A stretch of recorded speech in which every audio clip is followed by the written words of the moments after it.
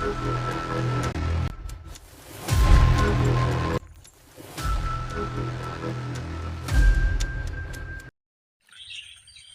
পর বাড়িতে আসলাম, তাই ঘুরতে নামলাম।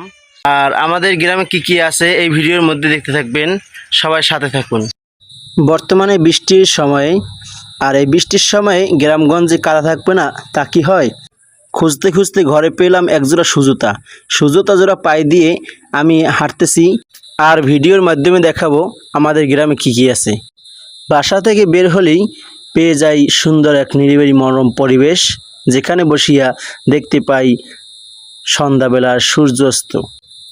এই নদীতে অনেকে মাছ ধরতে আসে শীতের সময়, আর আমি আপনাদেরকে আমাদের গ্রামটা দেখাবো।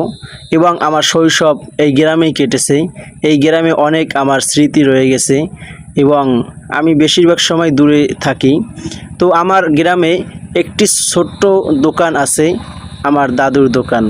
সেই দোকানে শৈশবে কতই না বিস্কুট, কত মানে অনেক কিছুই খেয়েছি, সেটা আপনাদেরকে আজকে দেখাবো। তো আমি চলে যাচ্ছি দাদুর দোকানের কাছে।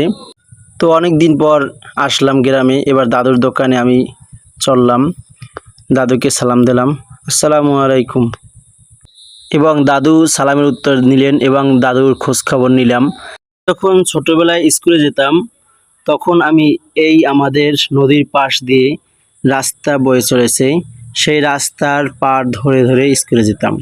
অনেকটা দূরই আমার স্কুল। আমাদের এই নদীর পাড়ে বসে আমরা সূর্যাস্ত দেখতে পাই। এখন আপনারা দেখতে পাচ্ছেন সন্ধ্যা হয়ে আসছে আর সূর্যাস্ত। আর আপনাদেরকে এখন আমি দেখাবো আমাদের স্কুল।